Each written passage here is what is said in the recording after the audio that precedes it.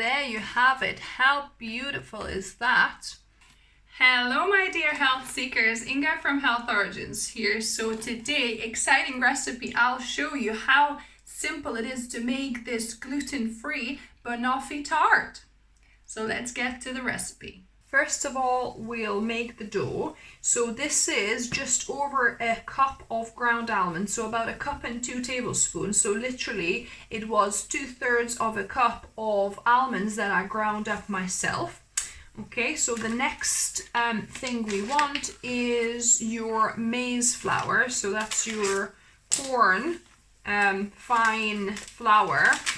Yeah, so it's fine corn meal basically, yeah. So half a cup of that I'm going to add. So this is going to be gluten free. And then we need a 1/4 cup of either corn starch or I've got potato starch here. So or tapioca, arrowroot would also work, any kind of starch. So about 1/4 cup here. Then we're gonna add a 1/4 teaspoon of salt, and I'm gonna mix all the dry ingredients up well first. So this crust is great because it doesn't have any oil or butter. All the natural fattiness comes obviously from the almonds, and this is gluten free as well for those of you that can't have gluten. So yeah, so I'll mix that up. So now we need 5 tablespoons of maple syrup. So I'll add them here. In fact, actually 4 will be enough. So 4 tablespoons of maple syrup and 2 tablespoons of water. I'll add just 1 and we'll see if we need any more. So 4 tablespoons of maple syrup, just to give that nice sweetness, and also that adds moisture to this too. And I've added one tablespoon of water as well. We'll see if we need that extra one after that.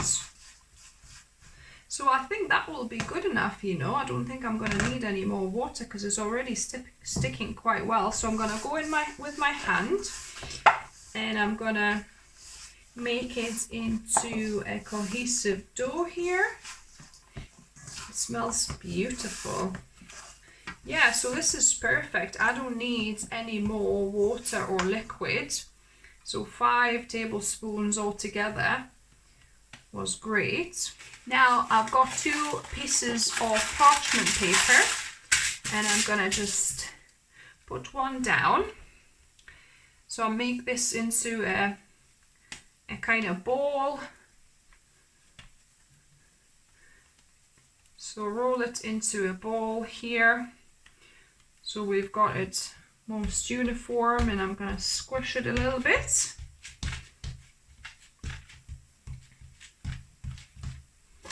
And then I'm going to place the other piece of paper on top, other parchment paper. And now it's good if you have some big flat things. So this is my tart base, which is a glass one. So I'm just gonna press this to start with a little bit to start the process. So that just kind of presses the dough uniformly into kind of more of a circle, like so. And now to finish off rolling this, I've just got my rolling pin, and I'm just gonna gently roll it while rotating this so it's kind of uniformly round. So pressure from the middle onto the edges a bit.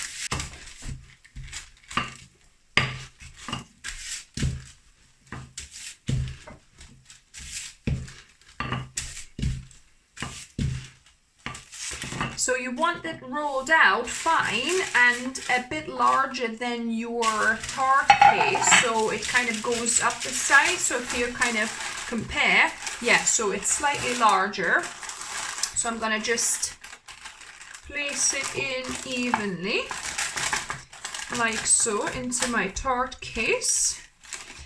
And I'm gonna just press it against the sides.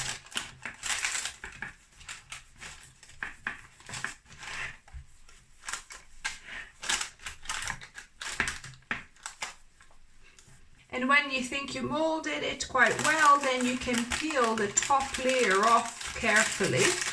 So hold obviously your dough and carefully peel the top paper off.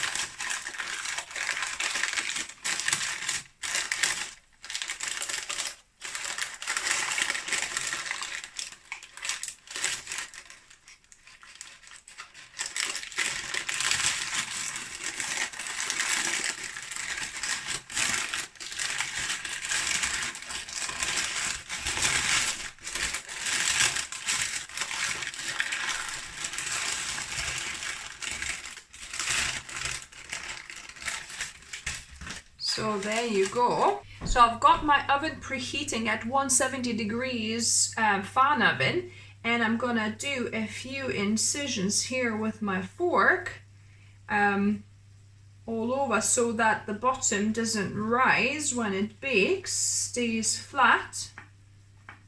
So just a few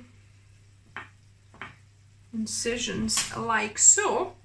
And now we're gonna put this in our preheated oven for 15 minutes to bake like that without the filling first. Now while our case bakes, we're gonna prepare the cream.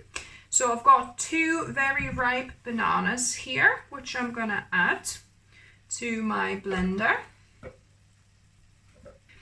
And then I've got 300 grams of silken tofu that I'm gonna add here. Then we're gonna add 2 tablespoons of maple syrup here for just that little bit of extra sweetness. 2 teaspoons of vanilla essence.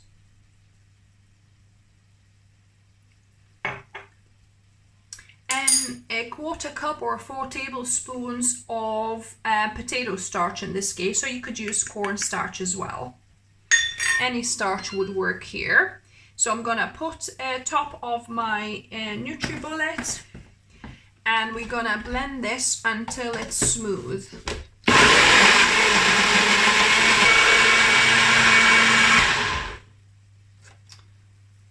So let's have a look.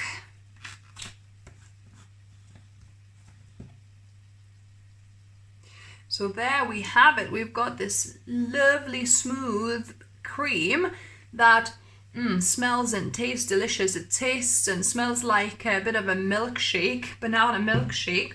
So once our case is baked, then we're gonna pour this in. So now my dough has baked for 15 minutes, and if you have some little burnt edges like this, you can carefully trim it while it's still a little bit warm, like that, and you can even out the edges as well. It's probably better actually if you do the trimming while the dough is not baked, because this way, you know, you're not risking breaking this. So yeah, so do the trimming, edge trimming, before you bake this. But I'll try and be very careful and nicely trim the edges now. So that's now more or less even, and I'm gonna pour the cream I made into my tart and just gently shake it, and then put it back into the oven at 170 degrees fan oven for 15 minutes. And now we make our caramel. So I've got 1/2 cup of unrefined cane sugar or rapadura or panela sugar. Then I need 1/2 cup of water. So 1/2 cup of water. Then I'm gonna add a pinch of salt. So here I've got a Himalayan pink salt. And then you're gonna need 4 tablespoons of coconut milk powder. If you're using coconut milk powder, we're gonna add it now. But if you're using just a coconut milk from a coconut tin, you need 4 tablespoons, but to add at the very end, you know, when the caramel is pretty much nearly ready.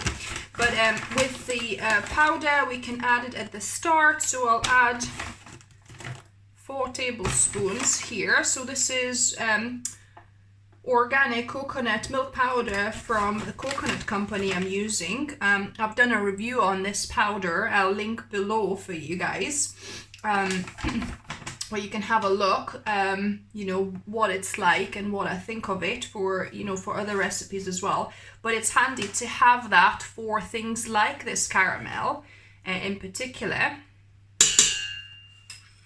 And it's handy to have, you know, if you don't have any coconut milk for your curries and other recipes like that. So I like using a whisk for this to mix everything up. And I'm gonna start heating this on kind of medium-low.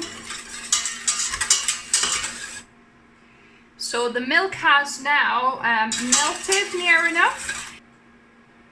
So once this is come to a boil, I'll just let it boil. You don't need to mix it anymore, and let this simmer until you'll see it thickens up.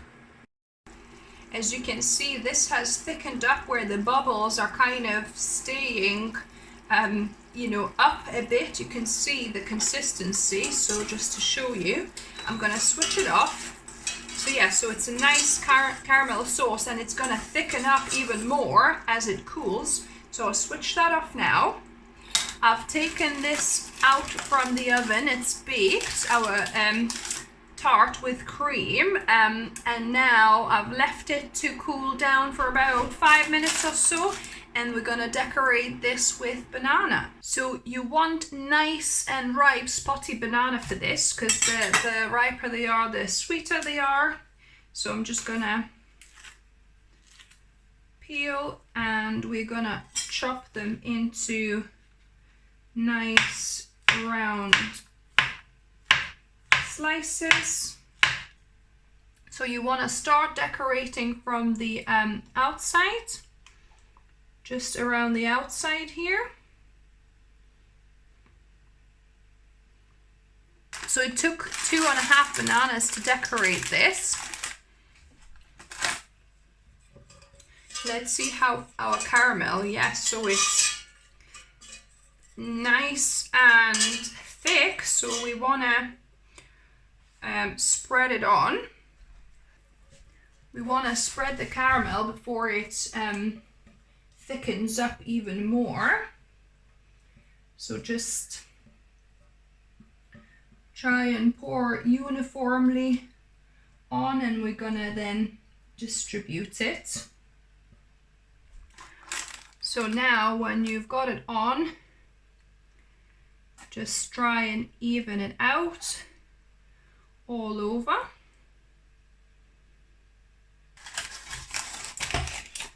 So there you have it. How beautiful is that?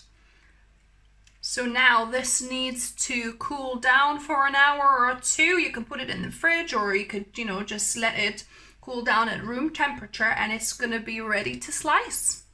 Oh, I have my sister taste testing the cake. We just each had a slice, kids had a slice.